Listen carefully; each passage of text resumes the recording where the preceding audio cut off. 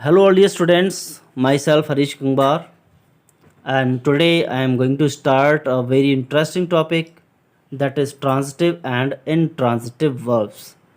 आपने verbs के बारे में सुना होगा एंड आपको verbs की शायद definition भी मालूम होगी, but do you really know what is transitive and intransitive verb? अगर नहीं पता है तो इसको बहुत अच्छे से समझेंगे मैं आपको बहुत अच्छे से समझाने की कोशिश करूँगा। तो चलिए इसको स्टार्ट करते हैं। And before starting this session, this is my request to everyone, please subscribe the channel, press the bell icon and never miss an update. Bell icon press करेंगे तो आपको सबसे पहले वीडियो की इन्फॉर्मेशन मिलेगी और आप वीडियो को सबसे पहले देख सकते हैं। Okay, so let's start. इसको अच्छे से समझने के लिए we have to learn it. A transitive verb is one in which the action of the verb is passed on to or affects a person or thing। Transitive verb कौन सी होती है?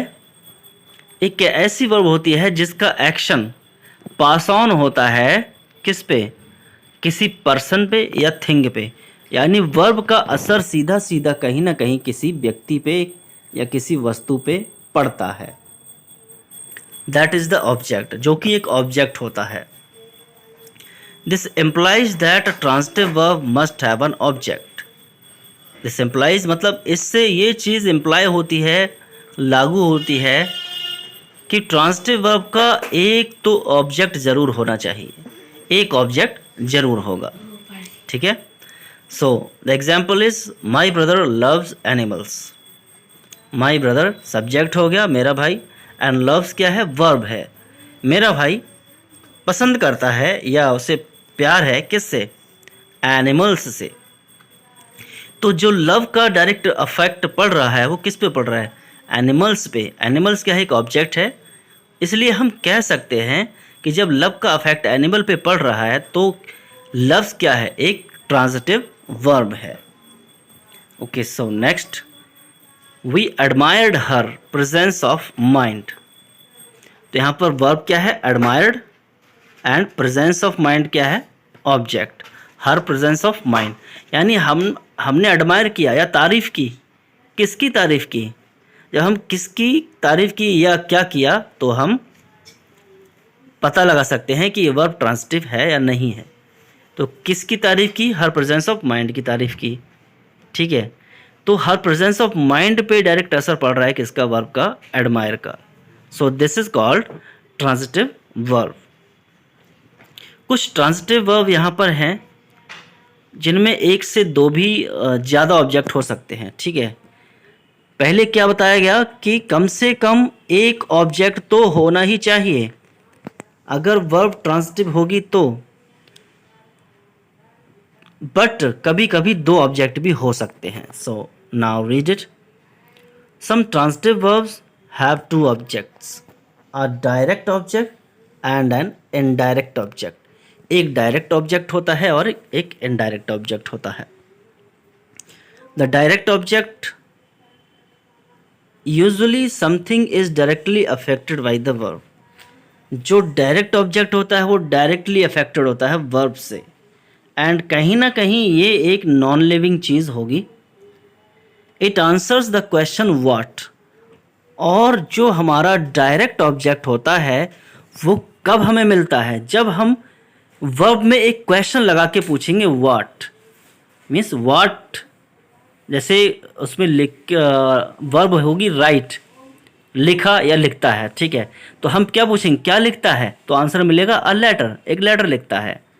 तो अगर हम व्हाट पूछेंगे क्वेश्चन तो हमें answer मिलेगा डायरेक्ट ऑब्जेक्ट, और ऐसा आंसर आ रहा है तो इट मीन्स जो वर्ब है वो ट्रांजिटिव है।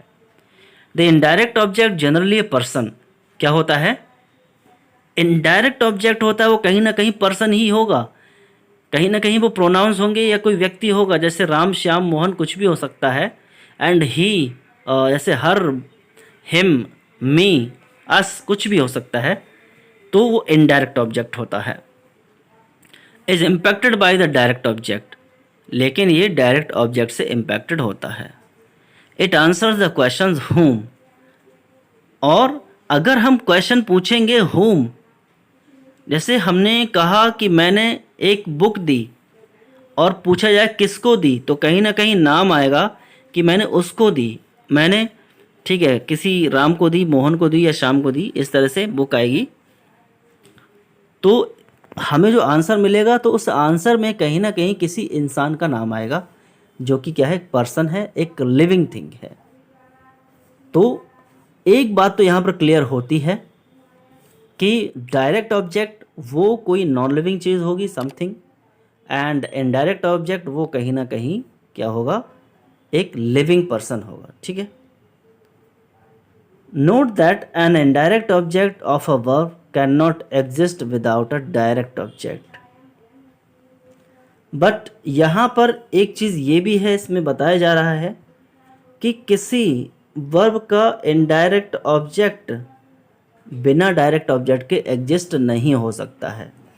कहने का मतलब, अगर इनडायरेक्ट ऑब्जेक्ट दिया हुआ है तो डायरेक्ट ऑब्जेक्ट भी जरूर दिया होगा। ओके, जैसे यहां पर एक एग्जाम्पल है, first, Hema kicked the ball.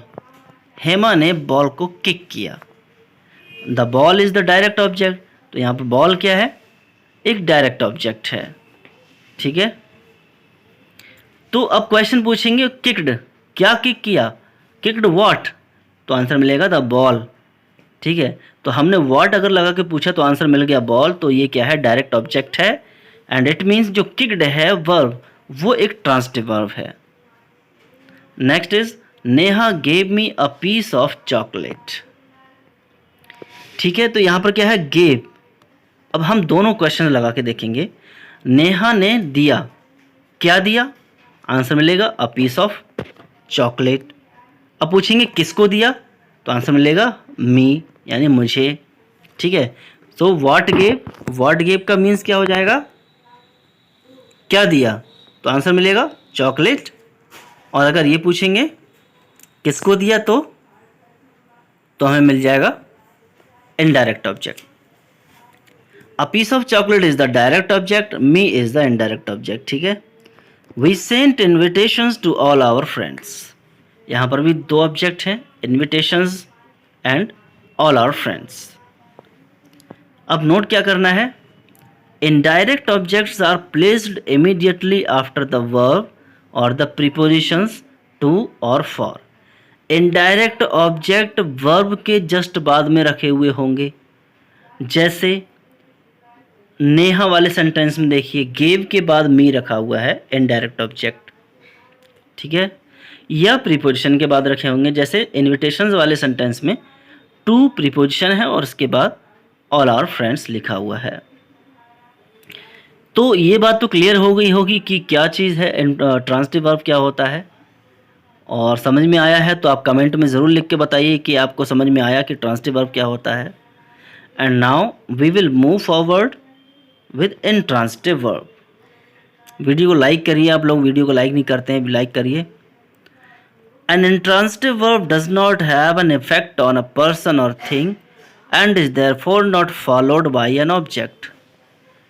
Intransitive verb ना तो किसी पर्सन को अफेक्ट करती है और ना ही किसी थिंग को अफेक्ट करती है, इसलिए ट्रांसिटिव वर्ब के बाद में ऑब्जेक्ट नहीं रखा हुआ होता है। ठीक है। एग्जाम्पल्स क्या है, द बेबी वॉज क्राइंग, तो बेबी सब्जेक्ट है, वॉज क्राइंग ये वर्ब है, ऑब्जेक्ट यहाँ पर नहीं है, फिर भी मीनिंग कंप्लीट आ रहा है, बेबी रो रहा है। ठीक है। तो क्राइंग क्या है, क्राइंग एक इंट्रांसिटिव वर्ब है, वो ट्रांसिटिव वर्ब नहीं है। अच्छा, ट्रांसिटिव वर्ब में हमने दो क्वेश्चन पूछे थे, व्हाट एंड whom। यहाँ भी अगर हम लगा के देखें, द बेबी वॉज क्राइंग, बच्चा रो रहा था, तो हम ये पूछें क्या रो रहा था, तो ये तो नहीं आएगा आंसर। हम ये पूछेंगे कौन रो रहा था, तब सब्जेक्ट निकल के आएगा, बट हमें निकालना है ऑब्जेक्ट। क्या रो रहा था, तो ऑब्जेक्ट नहीं आएगा। हम पूछेंगे किसको रो रहा था, तब भी ऑब्जेक्ट नहीं आएगा। ये तो ऐसा लगेगा कि हम गलत सवाल कर रहे हैं।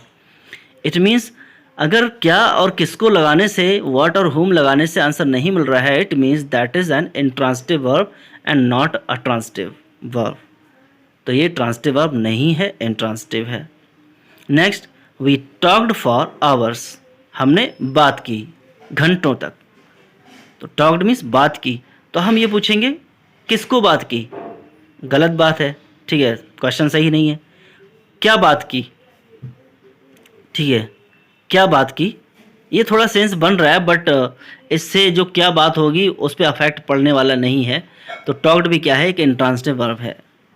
Next, they waved goodbye, goodbye, ठीक है, उन्होंने गुड बाय कहा। तो वेव्ड और गुड बाय दोनों एक ही वर्ब में आ रहे हैं, इनका ऑब्जेक्ट नहीं है। So these are also called intransitive verb. Some verbs can be used transitively और इंट्रांजिटिवली। कुछ ऐसी वर्ब्स हैं जिनको हम ट्रांजिटिव में भी यूज़ कर सकते हैं, इंट्रांजिटिव में भी यूज़ कर सकते हैं। तो कुछ एग्जाम्पल यहाँ पर दिए हैं, रीड द फॉलोइंग एग्जाम्पल्स।